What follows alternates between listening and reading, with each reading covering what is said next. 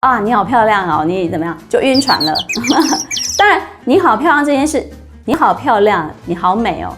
这个赞美词其实是可以说的。可是我觉得，如果有一个男孩子真正喜欢你，他不会用这么直接的词汇去形容你，他可能会觉得，我觉得你很好，或者是你这句话很触动我，或什么的，他会转移这个东西，撩妹哦，恨不得很快的跟你见面，那也是没有那么喜欢你的，因为他就是想要赶快赶进度。还有就是从言辞上，你也可以判断，你被撩，他讲了一些其实听起来有点勾引你的那些话语，那他可能也没有那么认真，因为我觉得真正的会喜欢一个人，其实他是小心翼翼的、试探性的，那个语气其实是有很大的一个差别的。